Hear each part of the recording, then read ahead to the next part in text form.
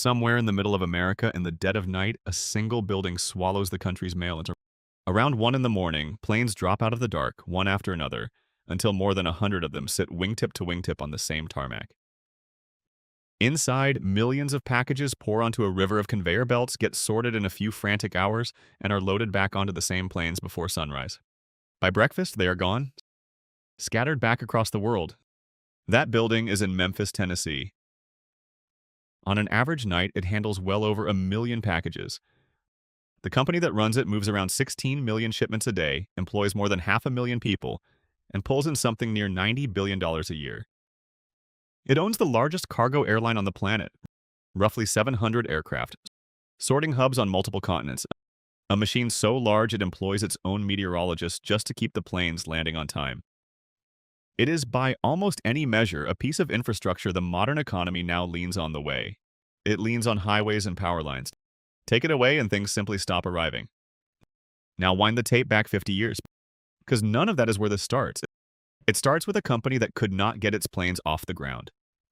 A company that, in its first 2 years, lost tens of millions of dollars, was turned down by nearly every investor it asked, and at one point had exactly $5,000 left in the bank. A company whose founder was, at the same time, fighting a criminal charge that could have sent him to prison. The gap between those two pictures is the whole story. And the thing that closes it is not grit, and it is not a lucky night at a casino, whatever you have heard. Here is the reframe, and everything else hangs off it. FedEx is not really a delivery company. It is a network business that happens to own airplanes. What it actually sells is not transport. It sells certainty. The promise that a thing will be somewhere by tomorrow morning, guaranteed. And certainty only became possible once every package in the country agreed to do something that sounds completely insane. Fly to the same city in the middle of the night, no matter where it was actually going. Keep that building in Memphis in your head. We come back to it more than once, because the airplanes are the show. The building is the business. To understand why anyone would build it, you have to go back to the man who did. Frederick Wallace Smith was born into money. His father had built a bus company and a chain of restaurants across the American South and left behind a family fortune worth millions. Fred grew up comfortable, went to Yale, and somewhere in the mid-1960s wrote a term paper that would follow him for the rest of his life. The paper argued that the American economy was changing and that the way it moved things had not caught up. Legend says he got a mediocre grade for it. Smith himself said he could not really remember. Either way, the idea in it was simple and, for the time, strange. The economy was going electronic. Computers were spreading into every large business. Those machines broke down, and when one broke, a company could lose a fortune every hour it sat idle waiting for a single small part. The existing freight system moved that part the way it moved a crate of oranges. Slowly, cheaply, by truck and rail and whatever passenger plane had spare room in its belly. Nobody guaranteed anything. Nobody promised tomorrow. Think about what that meant in dollars. A mainframe computer that ran a bank or an airline could cost the equivalent of millions. And when it failed for want of one small part, the losses stacked up by the hour. A hospital waiting on a drug.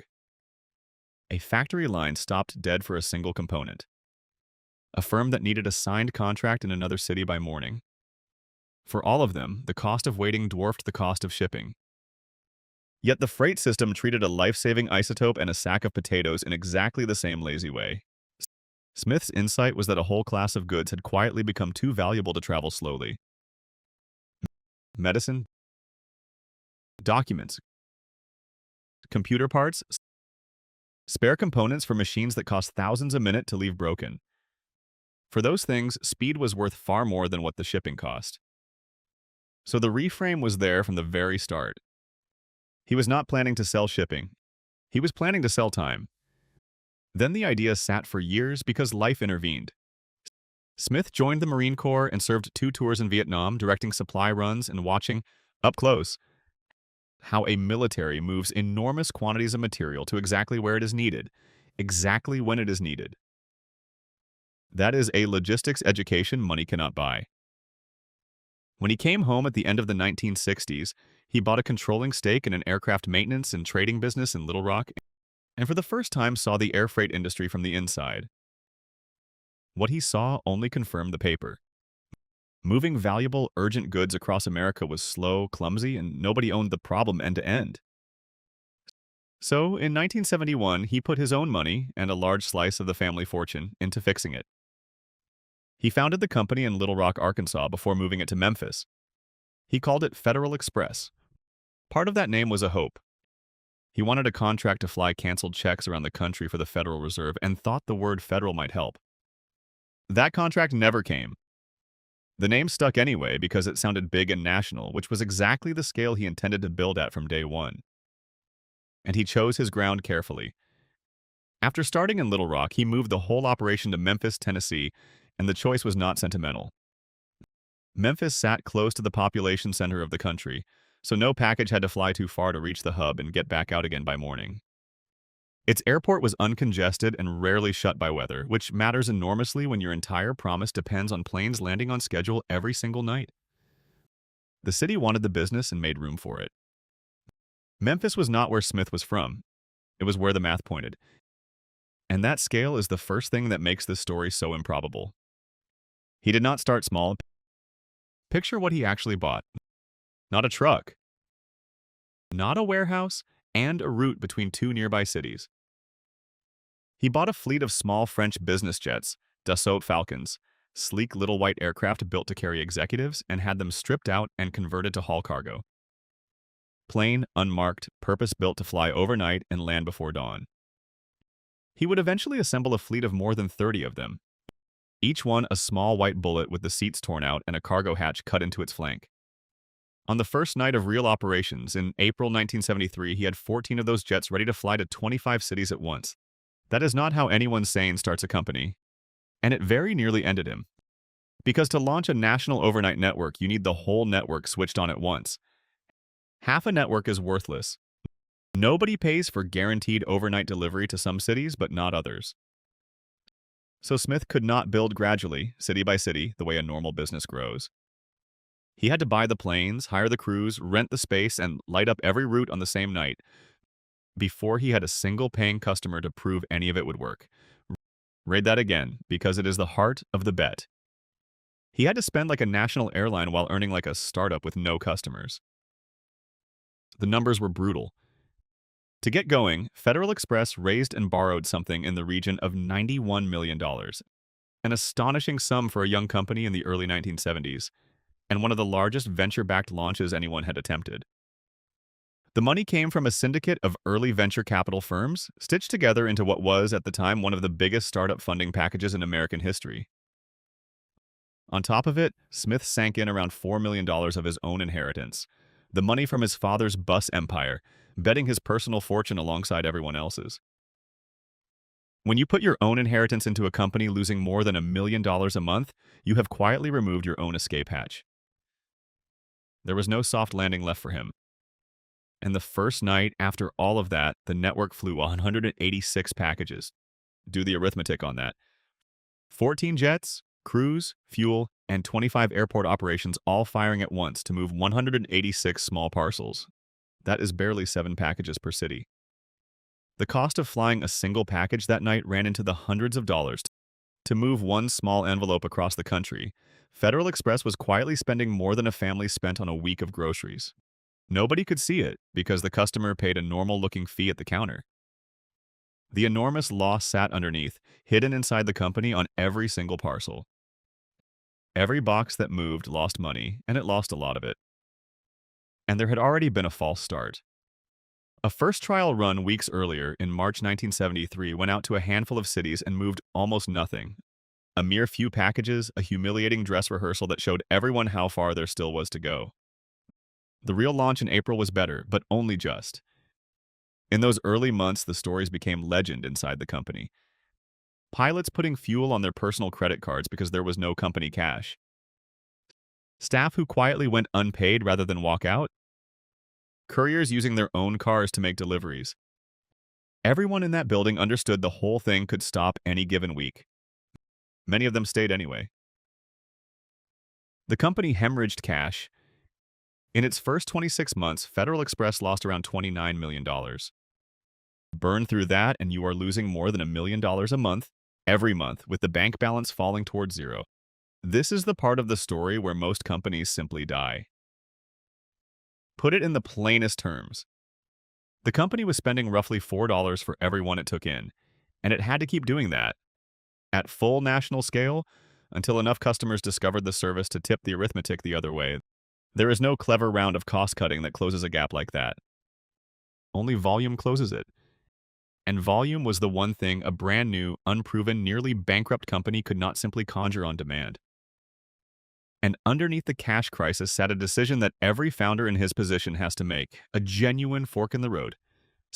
Smith could own the aircraft, or he could rent space on somebody else's. Renting was the obvious, sensible path. Passenger airlines already flew between every major city, and every one of those planes had empty room in its cargo hold.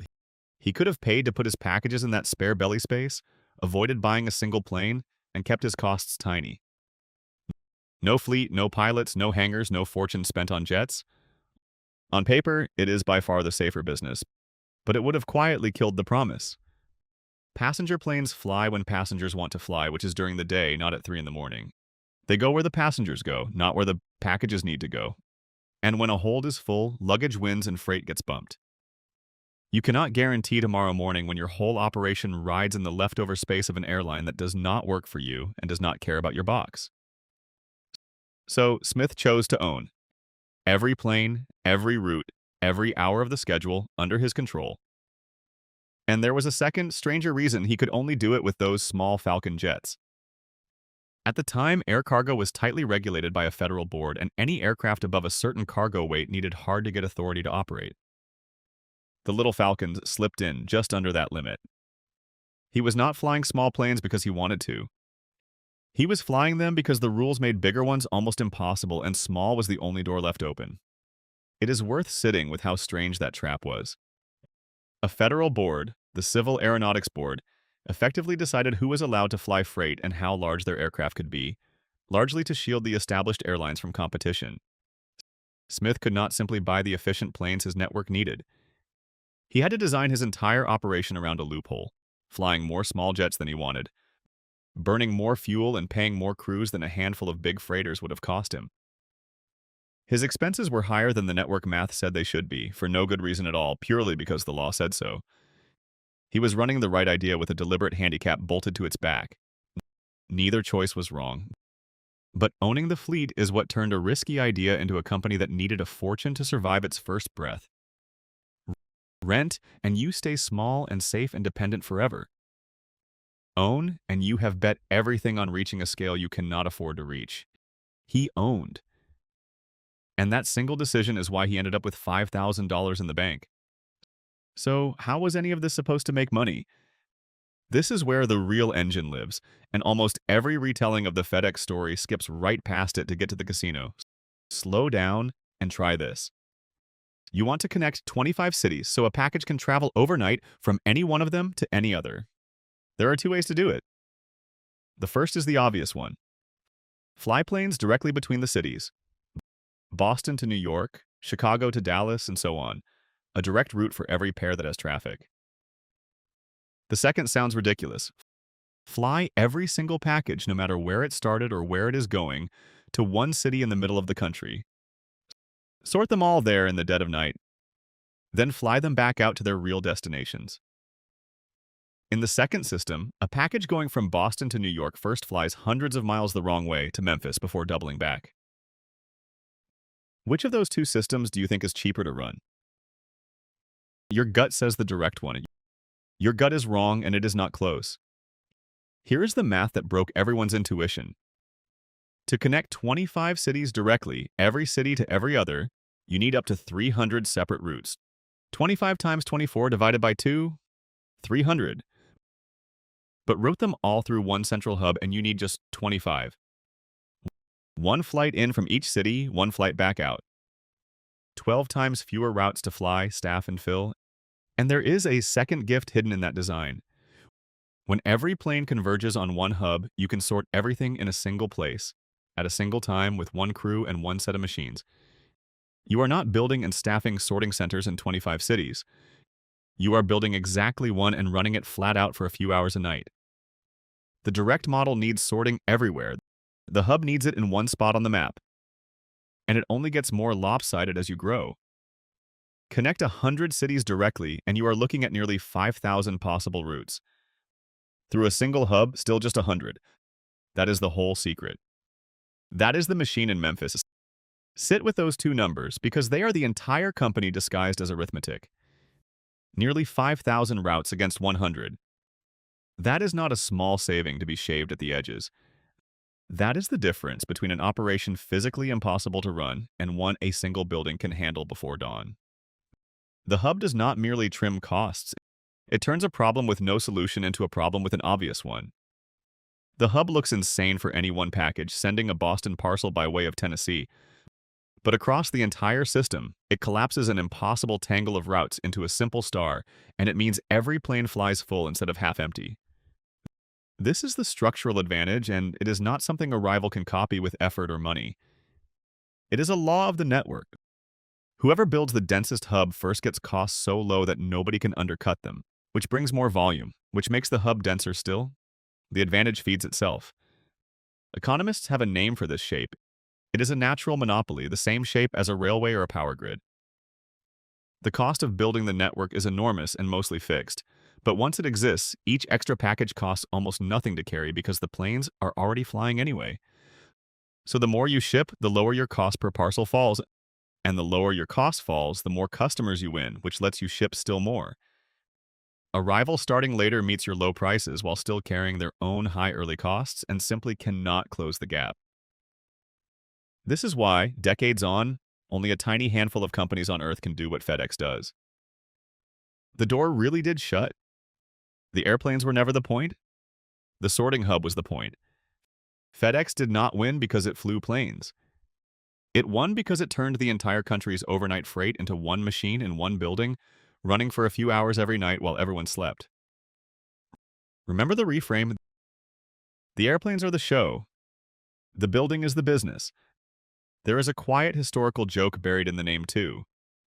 Smith first dreamed of flying canceled checks for the Federal Reserve, and the banking system had used its central clearinghouses for centuries. Single places where every bank sent its paper to be sorted and settled overnight. He did not really invent the hub. He borrowed the oldest trick in banking and pointed it at parcels instead of paper. But knowing the machine would work and living long enough to switch it on were two very different problems. And in 1973, the company almost did not. By that summer, the money was nearly gone. Investors had been approached and had said no. One crucial funding decision from a major backer, General Dynamics, came back as a rejection at the worst possible moment. The company had aircraft it could barely fuel and a payroll it could barely meet. At its lowest point, Federal Express had that famous $5,000 in the bank, against a fuel bill many times larger due within days. What happened next is the one part of this story everybody knows. Smith, with the company hours from grounding its own planes, took the last few $1,000s to Las Vegas and played blackjack. He turned roughly $5,000 into around $27,000. It was just enough to cover the fuel bill and keep the jets flying that week. When a colleague asked how he could possibly have gambled the company's final dollars, Smith reportedly said it did not matter, because without the fuel, the planes would not have flown Monday regardless. Understand what that line really says. It is not bravado. It is a man doing cold triage on a dying company, deciding that a certain death on Monday was worse than a possible one at the tables on Saturday. The gamble was not reckless optimism. It was the least bad option left in a week where every option on the board was terrible. It is a fantastic story. It is also, in the grand scheme, almost a footnote. $27,000 does not save a company that is losing more than $1 million a month. What actually saved it was raising far larger sums again and again from investors who had to be talked back off the ledge every few months. And the pressure did something darker, too. To secure one loan, documents were altered, and in 1975, Smith was indicted on a charge related to forged paperwork used to obtain financing. He was tried. He was acquitted. But for a stretch there, the founder of the company was fighting bankruptcy and a criminal charge at the same time, which is not the clean origin myth the brand likes to tell. Through all of it, the real lifeline was never the casino, but the boardroom. Across 1973 and 1974, Smith and his backers went back to the well again and again, raising tens of millions more in round after round, each time on worse terms, each time talking exhausted investors off the ledge with a promise that survival was just around the corner. The company was recapitalized, restructured, and rescued more than once. Ownership was carved up and handed out to whoever would keep the lights on. By the time it finally stabilized, the founder controlled far less of his own company than he had started with. That is the true price of surviving a burn like this. You live, but you give away pieces of the thing you built in order to do it. Now look at who did not make it, because the contrast is the real lesson. The old giant of American parcel delivery was the Railway Express Agency, a company whose roots ran back well over a century, moving packages by rail and road across the whole country. It was everywhere. And in 1975, right as Federal Express was clawing its way toward survival, Railway Express went bankrupt and shut down. Its point-to-point, ground-based model simply could not offer what the new economy demanded. Emory Air Freight, the dominant air shipping name of the era, leaned on renting space aboard commercial airliners rather than owning a dedicated overnight network, and over the following decades it was steadily overtaken, eventually swallowed up and grounded. Both had enormous head starts. Neither had the machine. It is worth saying plainly what killed them, because it was structural, not stupid. Railway Express was built for a slower century, moving goods by rail on timetables set by trains, and it could not reinvent itself as an overnight air network without becoming a different company entirely. Emory had the air part, but not the ownership, renting cargo room aboard airlines whose schedules and priorities it could never control, which was exactly the trap Smith had refused to walk into. They did not lose because their people were worse. They lost because their shape was wrong, and a company's shape is almost impossible to change once it is large. What finally turned Federal Express from survivor to giant was not the casino, and it was not even the hub alone. It was a change in the law. In 1977, cargo airlines were freed to fly aircraft as large as they liked, and Smith could finally retire his little Falcons and buy real freighters, big Boeing 727s that carried many times the load.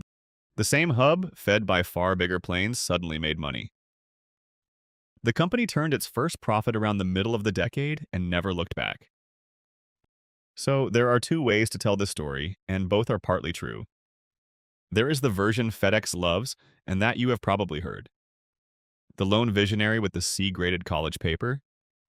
The gambler who bet the company's last dollars in a casino and won. The grit, the nerve, the against-all-odds triumph of one stubborn man who believed. It is a wonderful story, and none of it is exactly false. Then there is the version the numbers actually support. A structural insight, the hub-and-spoke network that was simply correct, and that guaranteed low cost to whoever built it first. A founder wealthy enough and connected enough to raise $91 million and keep raising it through crisis after crisis. And a change in federal law arriving at exactly the right moment that let the machine finally run at full size. Take away the deep pockets or the deregulation, and the visionary and the blackjack wins save nothing. Both things can be true at once, and that is the honest version. Smith really was a visionary, and he really did need a fortune he happened to be born beside, and a law that happened to change at the right moment. The genius and the luck are not rivals in this story. They are partners. Strip either one out, and the company dies in 1904 the way so many others quietly did. And that structure came at a real cost. The company nearly went under more than once. Its founder faced criminal charges born of the desperation to keep it alive. Investors were deluded, terrified, and repaid only by an outcome that looked, for 2 years, wildly unlikely. Count the near-deaths honestly, and there are several. The cash crisis of 1973. The wall of funding rejections. The criminal charge hanging over the founder. Any one of them, tipped only slightly the other way, ends the company before you or I ever hear the name. Is it repeatable? Almost not at all. You would need the specific network insight before anyone else, the fortune to fund years of losses, and a helpful shift in the law to unlock the final scale.